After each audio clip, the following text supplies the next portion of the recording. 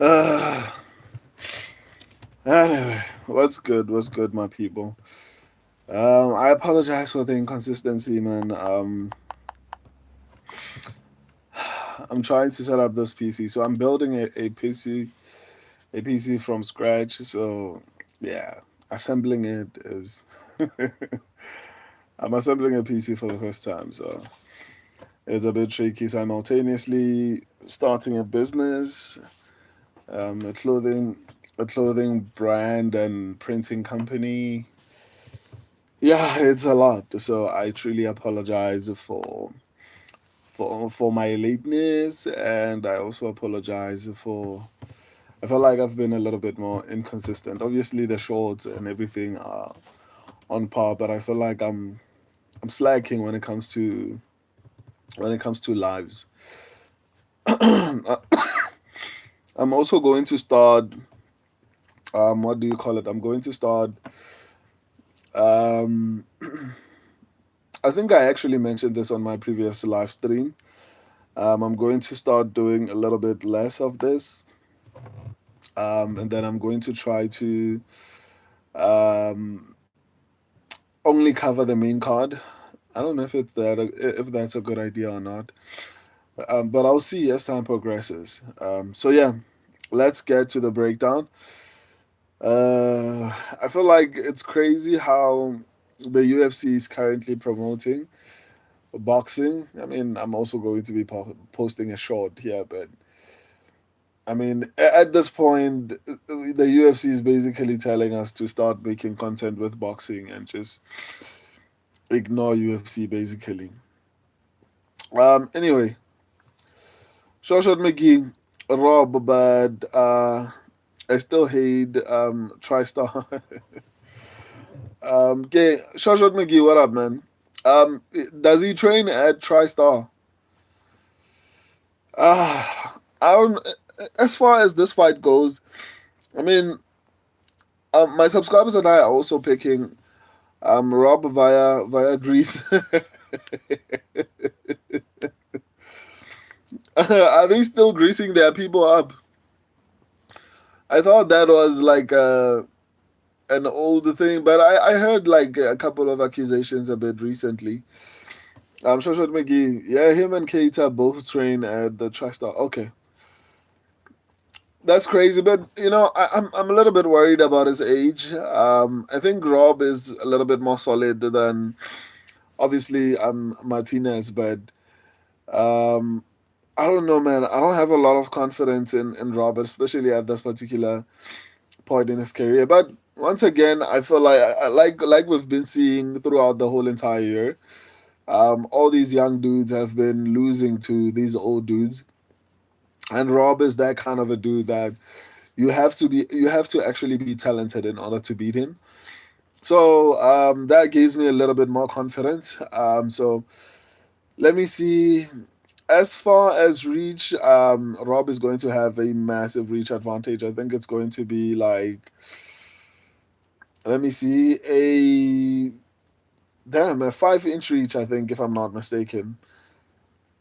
Let me see. It's one, two, three, four. Yeah, he's going to have a 4 to 5 inch reach advantage. So that's if the fight stays on the feed. And as far as finishing ability, I mean, Rob is not great at finishing fights.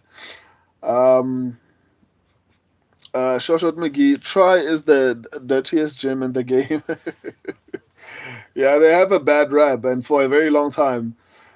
Just that I haven't heard a lot about it in recent times. I just know that in the past they would do like really shady ish. So as far as what do you call it? As far as finishing ability, Martinez has pretty decent finishing ability, but I mean, who has he been finishing? Like it would be impressive if, like, for example, Ilya Tuporia. It's impressive because he's finishing dudes inside the UFC. This guy has only fought like once in the UFC, uh, if I'm not mistaken. Yeah, I think he's only fought once in the UFC. So it's kind of hard to actually take that finishing ability seriously. And then as far as striking ability, I think obviously in conjunction with Rob Font's striking ability, his reach advantage, I think is going to have a bit of an advantage on the feet. Volume, I think both of them are pretty good. As far as output goes, like they're pretty active. They throw a lot. Defensively, I think both of them are pretty solid as well. Martinez is a little bit better, but once again, he's only had one fight in the UFC, so um, it's not a lot to go off of.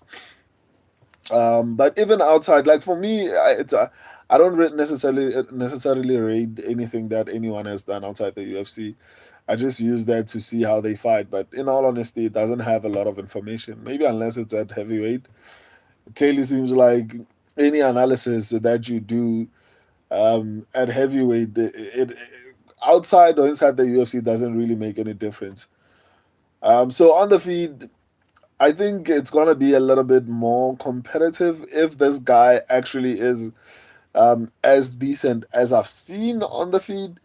But I still feel like Rob Font might have a bit of an advantage as far as striking goes. Grappling wise, I don't know. I think I've seen a little bit from what do you call him? Rob Font. Like the grappling is there, but I mean it's not really there. You know, his defensive wrestling is not particularly great. I think at the very least, Martinez can defend a takedown. I haven't really seen his ability to actually grapple offensively. Um, I don't know, man. I don't know. At this particular point in time, and it just comes down to how talented you think Martinez is, and so far, I mean, I know he finished the fight in the first round, but I mean, who was he fighting? And on top of that, the other issue that I have is that the guy that he was fighting was not even ranked, and now he's just moving to an 11th ranked Rob Font. But like I said, it worries me. It worries me that Rob Font is 38. And on top of that, his defensive wrestling has always been horrible. So if Martinez somehow knows how to wrestle, it's going to be a very boring fight, right? Because Martinez can just take him down and just ride him to a decision. Because it's not like Rob Font is going to be very difficult to actually hold down. Anyway, my subscribers and I are going with Rob Font. Yeah, that's it. I love and appreciate all of you. Until tomorrow, deuces.